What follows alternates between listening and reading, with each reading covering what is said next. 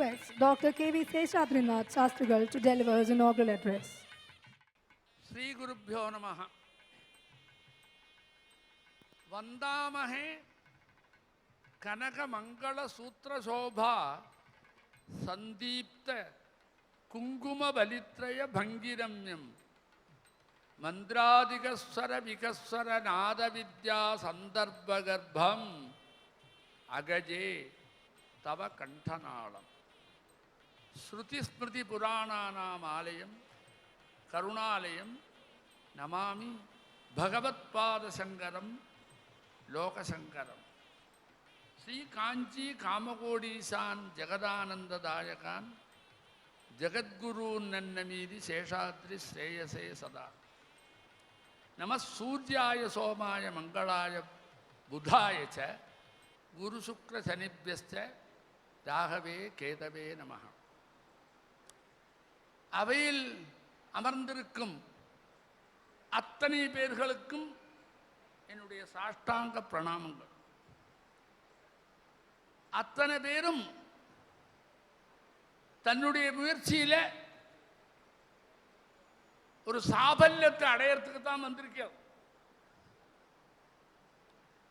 அது எல்லாம் சாட்சாத் பரபிரம்மமா நாம கொண்டாடுற தாய் தந்தையர்களான பார்வதி பரமேஸ்வராளுடைய அனுகிரக விசேஷத்தினால எல்லாருடைய அபீஷ்டமும் பூர்ணமாக நிறைவேறி சந்தோஷத்தை அனுபவிக்கணும்னு பிரார்த்திக்கிறேன். கல்யாணம் அது சம்ஸ்கிருத சொல்லு. கல்யாணம் மங்களம் சுபம் எல்லாத்துக்கும் பொதுவான சொல்லு. இந்த விவாகத்துக்கு நம்ம கல்யாணம் சொல்லிட்டு இருக்கோம். பிரகிருதியில நாம வளர்ந்து உற்பத்தியாய் வளர்ந்து வரும்போது அந்தந்த அவஸ்தா விசேஷத்தில் கௌமாரம் யௌவனம் வார்த்தக்கியம் இந்த விசேஷங்கள்ல எல்லாம் நம்முடைய மனசில் புது புது எண்ணங்கள் உதயமாய் அந்த எண்ணங்களை நன்னா அனுபவித்து சுவைச்சு மகிழ வேண்டிய ஒரு அவஸ்தா விசேஷம் நமக்கு ஜனனால் சித்தம். அதே மாதிரி கௌமாரம் முடிஞ்ச உடனே யௌவனத்தில் காலடி எடுத்து வைக்கிறதுக்கு முன்னாடியே கிரகஸ்தாசிரமத்தை ஸ்வீகரிச்சுக்கணும். இது நாம போட்ட சட்டத்திட்டம் இல்லை. சனாதன தர்மத்துக்கு உறைவிடமா இருக்கக்கூடிய வேதத்தினுடைய கண்ணோட்டம். உற்பத்தமான ஜீவராசிகள் அத்தனையும் அதிலையும் விசிஷ்ட மந்திர திரஷ்டாக்களாக பரம்பரையில் இருந்து தர்மத்தை காப்பாற்றுறதுங்கிறது தன்னுடைய கடமையா நினைச்சுட்டு இருக்கக்கூடியதான பிராமண சமூகத்துக்கு அது ஒண்ணுதான் ஊன்றுகோல். அதுதான் நம்ம வாழறோம். அந்த தர்மசாஸ்திரம் என்ன சொல்றது? பொண்ணுக்கும் பிள்ளைக்கும் கல்யாணம் பண்ணணும். என்ன தகுதி கல்யாணத்துக்கு?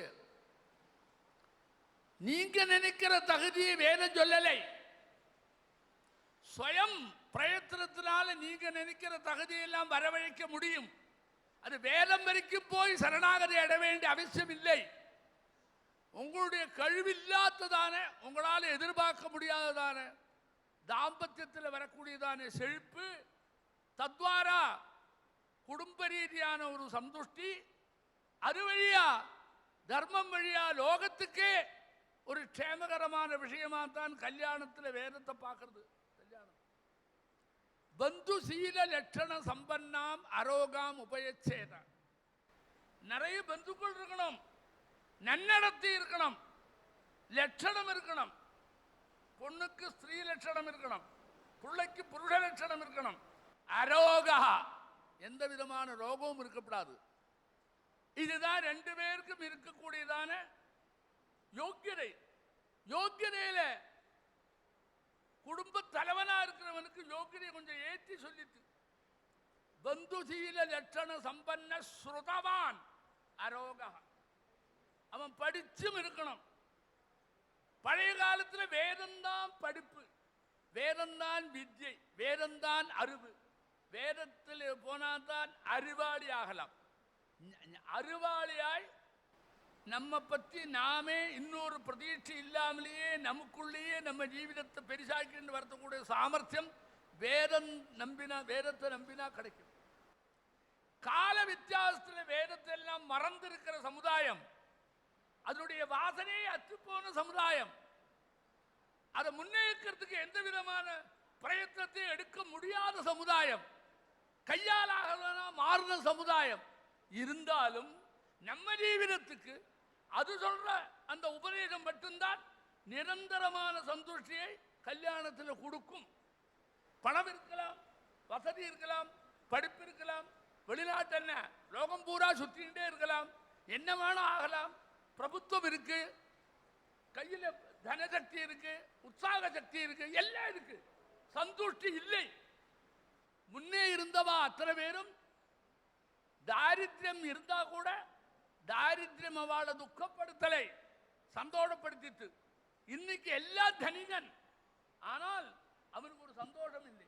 ஏதோ ஒரு குறை எங்கேயோ ஒன்று, எந்த புத்தியிலையும் எட்டாமல் அது எங்கேயோ நிற்கிறது.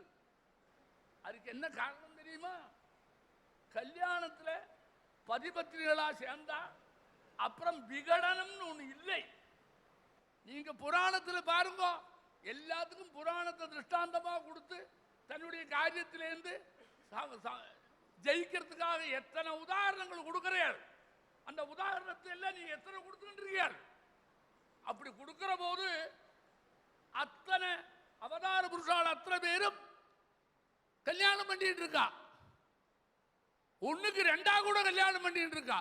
ஒரு இடத்துல விகடனம் இல்லையே. அந்த தத்துவம் ஏன் நமக்கு வரலை? பாக்கி எல்லாம் அந்த பிரகலாதன் ராமா ஹரி நாராயணா சொன்னா மோட்சம் ஒத்துக்கிறேன். அந்த தேவதைகளுக்கும் தன்னுடைய ஜீவிதத்தை காட்டி கொடுத்து இப்படிதான் நீ வாழணும் அப்படின்னு புராணம் நமக்கு எடுத்து சொன்னாலும் அதுல இருக்கிற சாரவத்தார பதார்த்தத்தை தூக்கி எறிஞ்சு நிஸ்தாரமானத்தை எடுக்கிறதுக்கு எப்படி நமக்கு புத்தி வந்தது?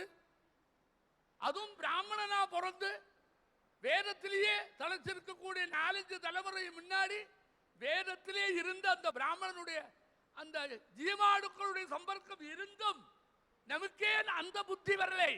கோணல் புத்தி எப்படி வந்தது? ஒரு அவதார புருஷன் கூட கல்யாணம் பண்ணிட்டு இருக்கிற பத்திரியை விகடனம் பண்ணவே இல்லை. ராஜானோ பகுவல்லபாக சத்திரியன் கல்யாணம் பண்ணிப்பன் எக்கச்சக்கமா எல்லாம் அந்த கல்யாணம் பண்ணிட்டு அத்தனை பேரும் அதுக்குன்னு ஒரு தனிய ஒரு இடத்துல வச்சு கடைசி வரைக்கும் காப்பாற்றுவன். விகடனமே இல்லாத ஒரு கல்யாணத்தை ஓதித்து தர்மசாஸ்திரம் விகடனம் கிடையாது. சேர்ந்தா ஒண்ணுதான். சேரணும் சொல்லி நினைக்கிறதுக்கு என்ன காரணம்? அவனோடு சேர்ந்தா எனக்கு சந்தோஷம் உண்டு, அவளோட சேர்ந்தா எனக்கு சந்தோஷம் உண்டு அப்படின்னு தீர்மானம் பண்ண இன்னத்தை பெரிய சிந்தனாவாதி இருக்கானே புது தலைமுறை. எவ்வளவு புத்திசாலித்தனம் இருக்கு! அப்பாவோடும் அம்மாவோடும் தாத்தாவும் பாட்டி விடு நான் தான் பெருசுன்னு மாற தட்டிக்கிற அந்த ஜனம் சேர்றதுக்கு எதுக்குடா வரும்? சந்தோஷத்தை அனுபவிக்க அப்படின்னு ரெண்டும் நினைச்சு நல்லா புத்திசாலித்தனம் இருந்து 6 மாசத்துக்குள்ள விகடனம் பண்றதுக்கு எப்படி வந்தது? அவனை இன்னைக்கு என்னன்னு கூப்பிடுவேன்? அந்த சிந்தனை என்ன நிலையில போறது? ஆரம்பத்திலே எடுக்கிற போது எனக்கு தனியே சந்தோஷத்தை அனுபவிக்க முடியாது, எனக்கு ஒரு பொண்ணு வேணும், அப்பதான் இந்த சந்தோஷம் பூர்த்தி ஆகும், அதுக்கு இந்த பொண்ணு கரெக்டு தான் அவருடைய புத்தியை தேர்ந்தெடுத்து சில நாட்கள் ஆறதுக்குள்ளேயே எனக்கு அது தேவைப்படாது சொன்னா அவனுடைய மெச்சூரிட்டி என்ன செய்வேன்? நீங்கள் அவனுடைய புத்திசாலித்தனம் எங்கே இருக்கு? அவன் எந்த முடிவில் இருக்கான்?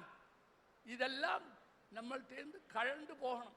நம்ம குழந்தைகள்கிட்ட என்ன பார்க்கலாம் தெரியுமா?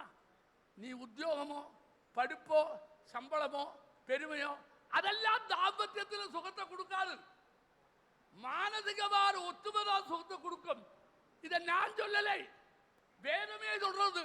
கல்யாணத்தினுடைய பரம தாற்பயம் 2 குழந்தைகளுடைய மனசனுடைய ஐக்கியம். கிருப்ணாவிதே சுப்ரஜாஸ்வால அப்படின்னு ஆரம்பிச்சு சத்வா மன்மன சங்கிருணோது. எவ்வளவு பெருசா சொல்றது. நாம கல்யாணம் நடத்துறோமே, எந்த கல்யாணத்தில் யாருக்கு பிரியம் இருக்கு? நடக்கிறதா? அதுபடி நடக்கிறதா? மனசு ஒத்துமை வருதா? இல்லையே.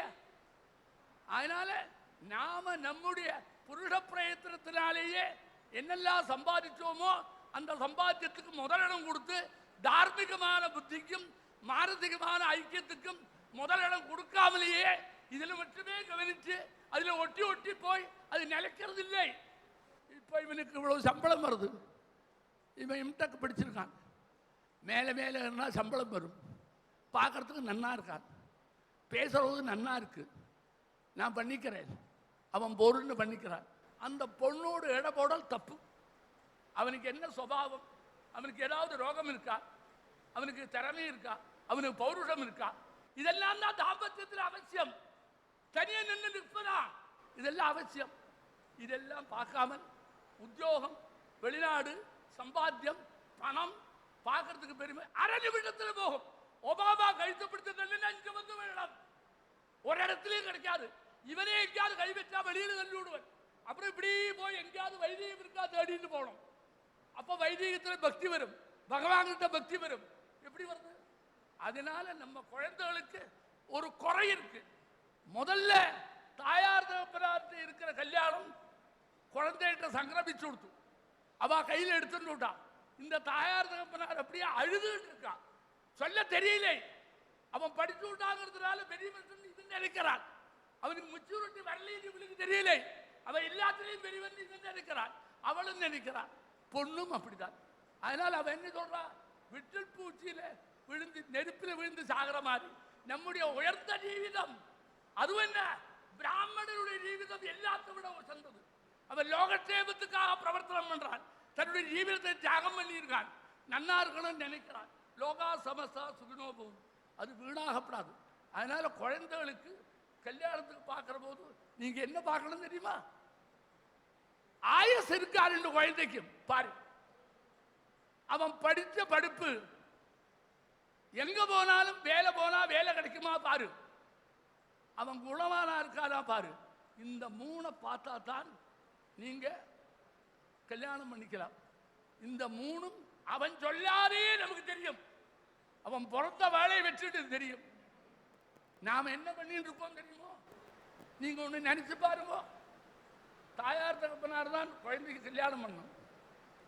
என்னோட சின்ன வயசுல 13 வயசு ஆட்சி வச்சனோட துடிப்பா, ஐயோ கல்யாணம் ஆலே இதுவாயிட போடாவே அப்படின்னு ஒரு நிமிடத்தில் நடக்கும். எந்த ஜாதகமும் இப்ப கல்யாணம் நடக்காதுன்னு சொல்லாது, இது லேட் மேரேஜ் சொல்லாது, இப்ப நடக்கலன்னா 2 வருஷம் கழிச்சு சொல்லாது. இப்ப அதெல்லாம் சொல்லவே சொல்லாது. அதெல்லாம் எங்களுடைய கணிப்பு அதுல கிடையாது. சமுதாயத்தை பார்த்து என்னெல்லாம் நடக்கிறதோ அந்த நடவடிக்கை எல்லாம் நாங்க ஜோசியத்தில் உள்ள வச்சு சொல்றதெல்லாம் ஏத்துக்கிறே. உங்களுடைய சுயம் புத்தி எங்க போச்சு? நடக்காது. அதனால கல்யாணங்கிறது எப்படி நடத்தணும், எப்படி பெருசாகணும். நாமெல்லாம் வாழறதே இருக்காது தெரியுமா? நாம மட்டும் சந்தோஷமா இருந்தா வாழ மாட்டோம். நம்ம குழந்தைகள், பேரம்பேத்திகள், அதுக்கு பிறகு குழந்தைகள், இதெல்லாம் வச்சுன்னு தான் நாம வாழணும். அதுதான் நமக்கு பிடிப்பு. அதெல்லாம் இருந்தால் தான் நமக்கு சந்தோஷம். அதில் நாம் வீக்காக போயிட்டோம்னா எல்லாம் போயிடும். அதனால நீங்க என்ன பார்க்கணும்? பழைய கல்ச்சர் பழசுன்னா எல்லாத்தையும் விடுறாமா? என்ன முன்னேற்றம்? எதில் முன்னேற்றம்? மானசிகமான முன்னேற்றம் என்னைக்கும் போகணும். ரொம்ப லோகாயுதமான முன்னேற்றம் ஒன்றும் தாம்பத்திய ஜீவிதத்தில் ஒன்றையும் பண்ணாது, அது கொடுக்கவும் செய்யாது. தாம்பத்திய ஜீவிதத்துக்கு தார்மீகமான அடிப்படை வேணும், ஆத்ம குணங்கள் வேணும், நல்ல நடத்த வேணும், சீலம் வேணும். இதெல்லாம் தான் அந்த குழந்தைகளுக்கு இருக்கணும். அதெல்லாம் தான் சந்தோஷத்தை கொடுக்கும். எல்லாம் வந்தா கூட மனசு திருப்தி இல்லைன்னா ஜீவிதம் நஷ்டம். எல்லாம் இல்லாதா கூட மனசு திருப்தியா இருந்தா ஜீவிதம் ஜெயிச்சுது. அதனால ஜீவிதத்துக்கு காசன் ஜபத்தை பார்த்தா மனசந்துஷ்டி தான் முக்கியம். அது பணத்தினால மனசந்துஷ்டி வராது. எத்தனை பணக்காரா? பணக்காரன் ஜாஸ்தி விகடனம், ஏழைகள் விகடனமே இல்லை. அவன் இல்லாதனால எல்லாத்தையும் சகிக்கிறான். சகல சக்தியே நம்முடைய குழந்தைகளுக்கு இல்லை. பெரிய படுப்பை கொடுத்துட்டோம், நிறைய படத்தை கொட்டுற படுப்ப என்ன பிரயோஜனம்? அவன் ஜீவிதத்தை சுஷ்கமா பண்ணிடுறாள். அவளும் கஷ்டப்படுறா, அவனும் கஷ்டப்படுறா. அதை பார்த்து அவன் கஷ்டப்படுறோம், அதை பார்த்து சமுதாயமே கஷ்டப்படுறது. சமுதாயம் கஷ்டப்படுறது அடையாளம் தான் மேட்ரிமோனி வந்திருக்கு. சமுதாயம் உங்க கஷ்டத்தை பங்கெடுத்துக்கிட்டதுனால தான் இந்த மேட்ரிமோனி வர வேண்டி வந்தது. நீங்கள்லாம் கஷ்டப்படுறீங்களே, அதுக்கு ஏதாவது ஒரு போம்பழி இல்லையா? எப்படியாவது சரி பண்ணுவோமே. நம்ம சமூகம் இப்படி சீரழியது, இப்படி சீரழிய விடப்படாது, நம்ம குழந்தைகள் எல்லாம் அது அப்படின்னு பரந்த மனோபாவம் வரும்போது நீங்க பேசாது இருந்தாலும் உங்களை தட்டி எழுப்பி கல்யாணம் பண்ண வைக்கிறதுக்கு தான் மேட்ரிமோனி வந்தது. இந்த மேட்ரிமோனி தரமே நீங்க பேசாது இருக்கே, மௌனமா இருக்காரு, சரியா சிந்தனை பண்ணு, குழந்தைய கவனி, சரியா வேணுமே, நம்ம சமூகமாச்ச தர்மம் போயிடுவே அப்படின்னு பொது தர்மத்தை நிலநிறுத்தத்தான் மேட்ரிமோனி உட்பச்சு. மேட்ரிமோனி வந்ததே நமக்கு அது லெஜ்ஜையாக்கும். ஏன்னா மேட்ரிமோனி வராதே நம்ம பண்ணியிருக்கணும், அது நமக்கு லெஜ்ஜை. இப்போவாவது நாம் என்ன புரிஞ்சுக்கணும், நம்முடைய குழந்தைகளுக்கு சரியான, நான் ஒன்று சொல்கிறேன், எல்லாத்துக்கும் காலத்தோடு செய்வோம். நம்ம மஸ்திஷ்கத்தினுடைய விகாசம் ரொம்ப வசந்தது. அதுவும் பிராமணனுடைய மஸ்திஷ்கம் இருக்கு பாரு, அங்கேயற்றம் பெருசு, ஊடுருவி போகும். காலத்தில் காபி சாப்பிடுவோம், காலத்தில் சாப்பாடு சாப்பிடுவோம், காலத்தில் வேலைக்கு போவோம், காலத்தில் பணத்தை சேமிப்போம், காலத்தில் பணம் போகாத இடத்துக்கு எல்லாம் வரும். எல்லா காலத்தில் பண்றது திடமா நிச்சயம். கல்யாணம் மட்டும் ஏன் காலம் இல்லை? எவனோ ஒரு ஜோசன் லேட்டு மாதிரி சொன்னா ஒத்துப்பேளா? அவனே தன்னை முன்னேற்றிக்கிறதுக்கு உங்களோட ஜோசம் பண்ணி பழக்கிறாரு. எப்படி இருக்கும்? லேட்டு மேரேஜ் ஒரு சப்தமே இல்லை. எங்கேயாவது மேரேஜ் மேரேஜ் ஜோசம் தீர்மானம் பண்ணலை. லோகத்தில் இருக்கிற அந்த கிரமிகமான வளர்ச்சி இருக்க, பரிணாம வளர்ச்சி, அதுதான் கல்யாணத்தை தீர்மானம் பண்றது. கல்யாணம் எப்போ பண்ணணும்னு தர்மசாஸ்திரம் சொல்லும், வேதம் சொல்றது, ஜோசியம் சொல்லலை. ஜோசியத்துக்கு தெரியாது, ஜோசியத்துக்கு ஒன்றும் தெரியாது. எப்போ குழந்தைக்கு கர்ப்பஸ்தமான சிசுவுக்கு உயிர் ஏறுறது, இருக்கக்கூடியவருடைய உயிர் எப்படி போகிறதுங்கிற ஜோசியம் தீர்மானம் பண்ண முடியாது. அதெல்லாம் விலை வைத்து போயாச்சு. நீங்கள் அத்தனை பேரும் அந்த ஜோசியத்தை நம்பி 5 வருஷம் 6 வருஷம் பார்த்து பார்த்து பார்த்து பார்த்து சரித்து போகிறவொன்னே பொண்ணும் செலுத்துது, பிள்ளையும் செலுத்துது. இது ஒன்றும் இந்த தாயார் நான் பார்த்து கல்யாணம் பண்ணுறதாக இல்லை. அப்புறம் உடனே ஜாஸ்தியும் தரத்தில் ஒன்று போய் எடுத்துட்டாச்சு. அப்புறம் கொஞ்ச நாளைக்கு இவனும் கொஞ்சம் கஷ்டப்படுறான். அப்புறம் நம்ம பொண்ணாச்சே, நம்ம பேரனாச்சே எடுத்துக்கிறோம். அது பிராமணனாக ஆக்கினா என்ன தப்பு? ஒரு அஜாரை கூப்பிடு, பூனால போடுங்க. அப்போ நம்ம புத்தி எப்படி போகிறது? நாம தர்மத்திலேருந்து நழுவினாலும் பொது தர்மத்தை அழிக்கணுங்கிற புத்தியில் போடுற. நாம தர்மத்தில் நழுவினா பொது தர்மத்தை அழிச்சு விடுவோம் என்கிற புத்தி நமக்கு எப்படி போச்சு? அந்த குழந்தைகிட்ட இருக்கிற வாத்சல்யம். ஆனால் அந்த குழந்தையை சரியா வளர்த்தலை. சின்ன வயதுல அடுக்கலையில் விடலை. இந்த பொண்ணை சின்ன வயதுல பிள்ளைய பூராரைக்கு விடலை. எங்கேயோ படிக்க விட்டோம். அவனுக்கு தார்மீகமான புத்தியே வரலை, வளரவும் இல்லை. அவன் வாஸ்தவமா பணம் கிடைக்காதுன்னா அவன் பீகரவாதி ஆவிருப்பன். பணம் இருக்கிறதுனால மரியாதையா இருக்கான். அப்படி ஒரு மாற்றமே வந்தது. இதெல்லாம் நாம நினைச்சு பார்த்து நம்ம குழந்தைகளுக்கு காலாகாலத்தில் கல்யாணம் என்ன, அந்த காலத்தில் கல்யாணம் பண்ண கல்யாணமா?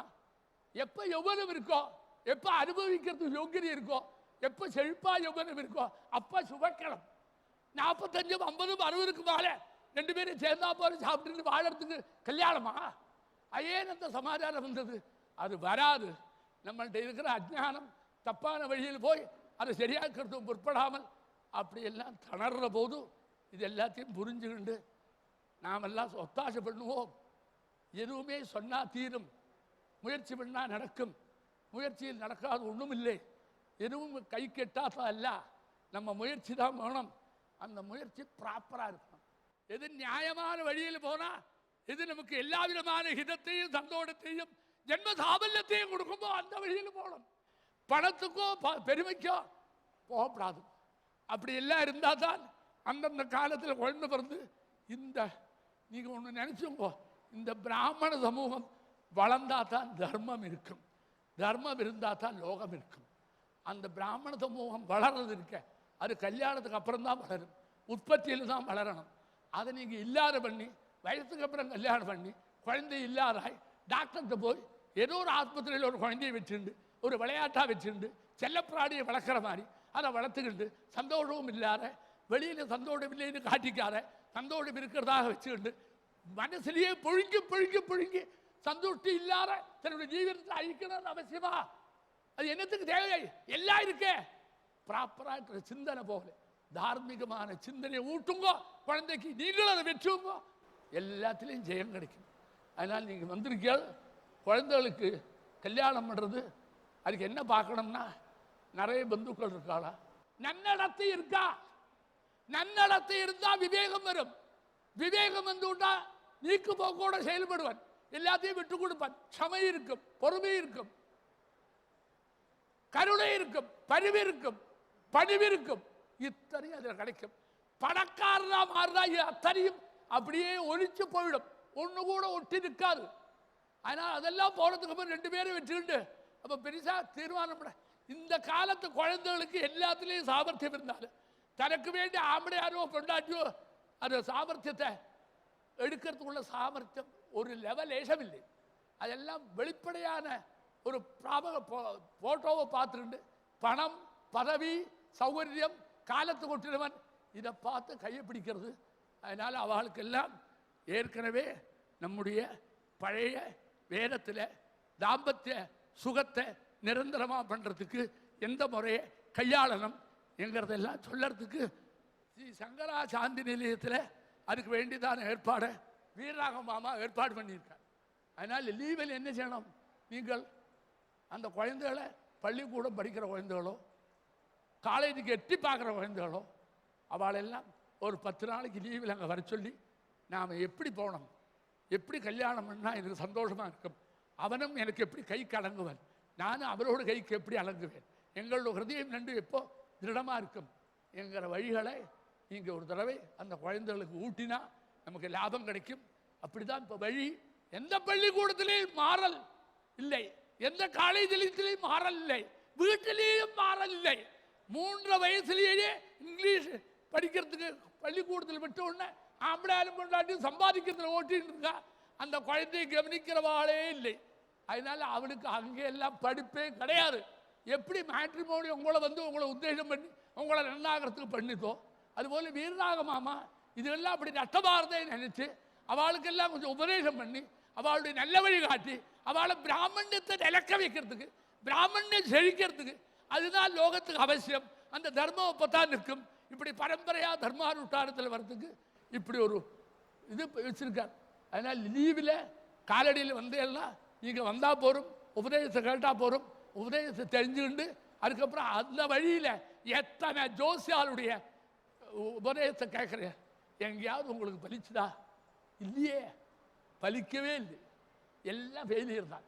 எத்தனை ஜோசியால கேட்டேன். நீங்கள் எடுத்து பாருங்க, ஜாதகம் பார்த்து கல்யாணம் பண்ணுறது தாம்பத்திய விடம் எண்ணிக்கையில் அதிகம். ஜாதகம் பார்க்காத கல்யாணம் பண்ணுறது தாம்பத்திய விடம் இல்லவே இல்லை. நீங்கள் எடுத்து பாருங்க. அப்போ என்ன, நம்முடைய மைண்டு ப்ராப்பராக வேலை செய்யலை, முடக்கி கிடக்கு. அதை தூக்கி விடுறதுக்கு எந்த வழியில் போகணும்னு அந்த பிஞ்சு குழந்தையோட உள்ள சொன்னோன்னா உங்களை எல்லாம் எதிர்பார்க்காமலேயே எது நியாயமோ, எது ஹிதமோ, எது எனக்கு நன்மை செய்யுமோ, எதை நான் தேர்ந்தெடுத்தா தர்மம் நிற்குமோ, எதை தேர்ந்தெடுத்தா என்னுடைய ஜீவிதம் மற்றவாளுக்கு ஆதர்சபூர்வமாக இருக்குமோ அதை தேர்ந்தெடுக்கிற சக்தி அந்த குழந்தைகளுக்கு வரும். எல்லா குழந்தைகளையும் உங்களுக்கு அங்கே வரலைன்னா கூட இந்த ஒரு இதை சொல்லி கொடுத்து குழந்தைகளை புரிய வச்சு நல்ல புத்திசாலியாக்கும். புது தலைமுறை சொன்னால் அப்படியே பிடிச்சிக்கும், வயசானவன் மாதிரி அல்ல, அவன் நன்னா புரிஞ்சுக்கும். அதனால் அத்தனை பேரும் இப்போ இருக்கிறவா எல்லாம் நீங்கள் தேடுற போது இந்த மாதிரி கண்ணோட்டத்தில் தேடுங்கோ.